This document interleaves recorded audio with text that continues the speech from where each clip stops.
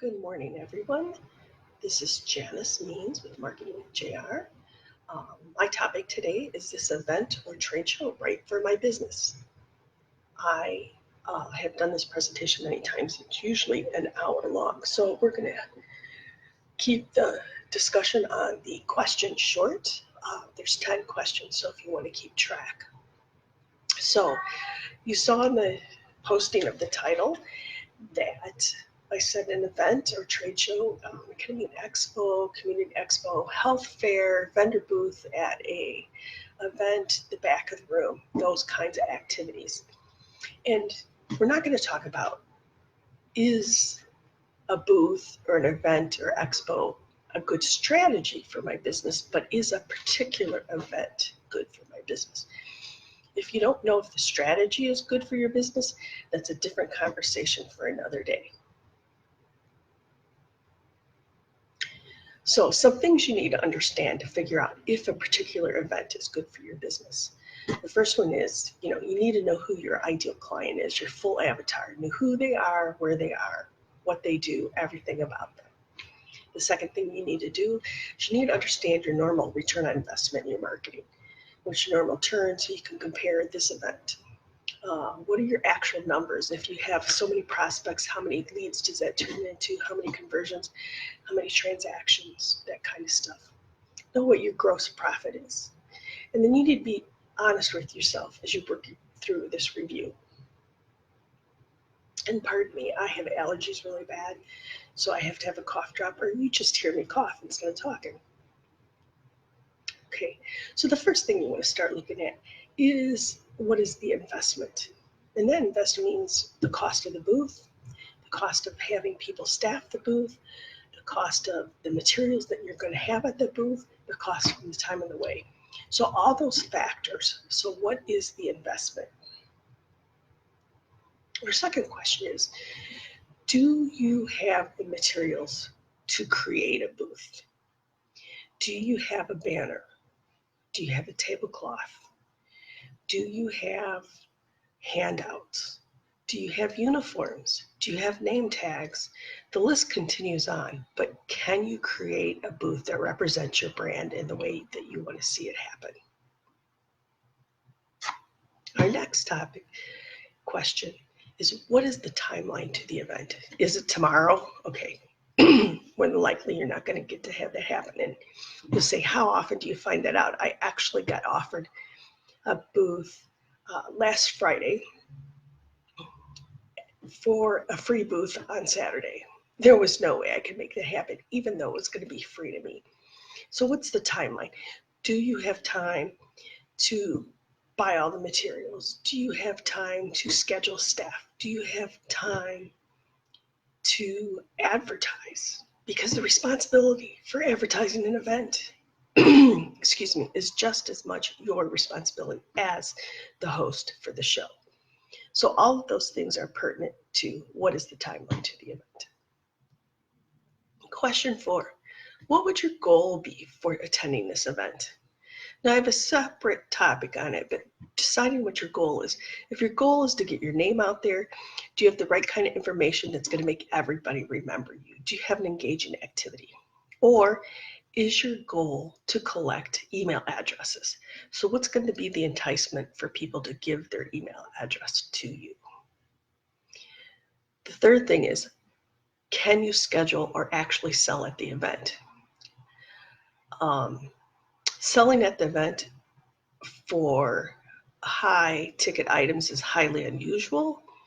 However, if you're a bakery and you can take a bunch of baked goods and actually sell them at the event, that might make sense.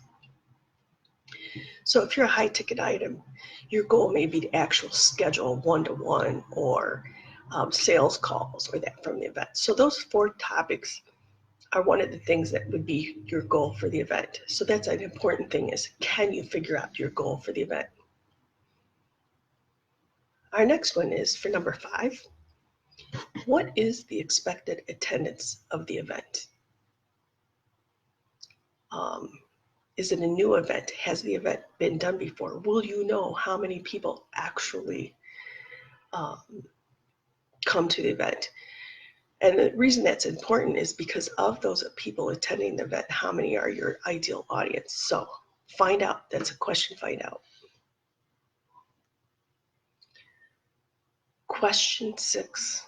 How many of the attendees do you expect to be engaged at your booth? So we found out in question 5, there was going to be 10,000 attendees, which is a great number. Well, you know all 10,000 people are not going to stop by your booth, but how many of those could be? So let's just first instance say you're in the middle of the rows and only 5,000 are going to walk by, because half the people start at one end, half the people start at the other end, and then some of them are going to give up before they get to the middle. So say 5,000 actually come by your booth. Of those, how many are going to engage in your booth? And of those engagements, how many are your ideal client? So if we had 10,000 people and only 5,000 came by your booth, of those 5,000, we'll call them prospects, can turn into an actual lead, somebody who's going to talk to you. So that's something to consider. A very good question. So the reason we asked to know your numbers at the beginning is, how many people do you need to speak to at this event to create a break-even point? So if you're looking at, I turn prospects into leads to conversions, how many people do I normally do? If I talk to 100 people, 50 become prospects,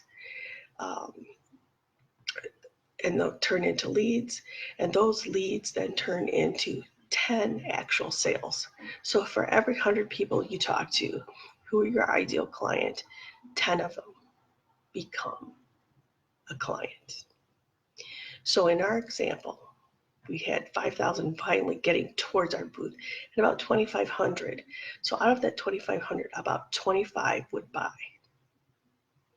Is that enough to create a break even for this event?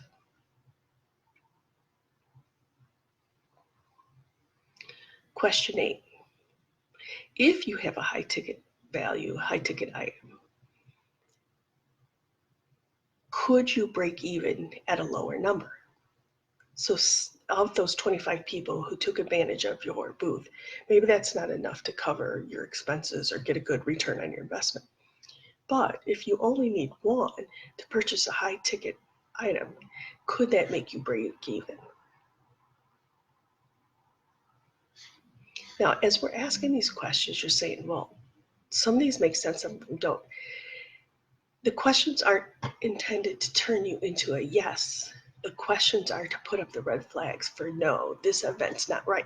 Because as we talked about in the beginning, we've already determined that you've decided that a trade show or expos are a good strategy for your business. But what we haven't determined is this particular event, this trade show, this one, is this one correct? So that's, again, how I want you to approach these questions. They're not all yes. It's, have I found a no that's an absolute no, that this does not make sense for me? Because we already know trade shows or expos are good for our business. Question 9. Could there possibly be other vendors or ideal clients that you really want to get in front of them?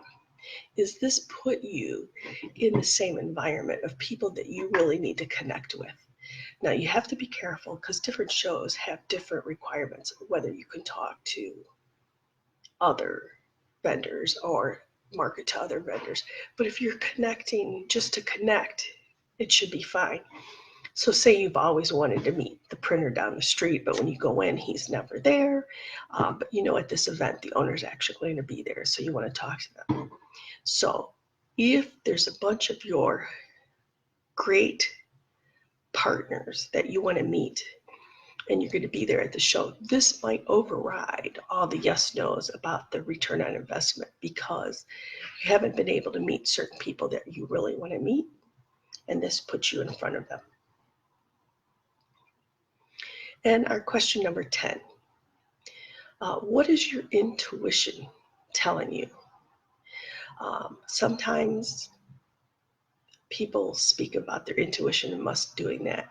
And you have to look at your intuition over your ego. However, I know for myself, my son was insistent on going to an event, and I'm like, I don't want to do it. He's like, fine, I don't care, I'm going to do it. And it turned out his closest business partner he met at that event. He had no idea what was going to happen. He just knew he needed to be at that event.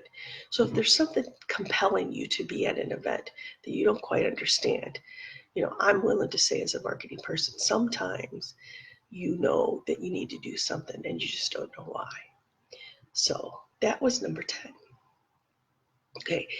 Our final comments are, is this event right for my businesses? The weight of each answer will vary for each of the businesses. You need to be honest with the answers. What's driving your indecisiveness is if you can't make these answers. Is your competition there and you're worried about, are you being left out? Do they know something you don't know? Who knows? I know, for example, the event I was invited to a couple weeks ago that I chose not to, she was just trying to get people to fill up the tables. So there's this balance between hosts that they want a lot of traffic, but they need enough vendors at the event so that when traffic comes through, they see participation. So you need to look at, why is your competitor there? Maybe they're doing a favor. Maybe their son is hosting the event. Or maybe they do know something you don't know about why they need to be there. So these are all questions that you need to really look at if you can't decide based on these 10 questions. Talk to somebody you trust. Go over the return on investment. Go over the traffic. Go over the thing. If there's something there you don't know, that's the questions to ask. And amazingly, I did this in much shorter time than the hour that I normally do it in, and we're down to 15 minutes. I hope that all has left you with some good information. If you'd like to get a copy of the slides, just put a note in this live chat, and I'll come back and check the live chat and figure out how to get the slides to you. They're currently in PowerPoint.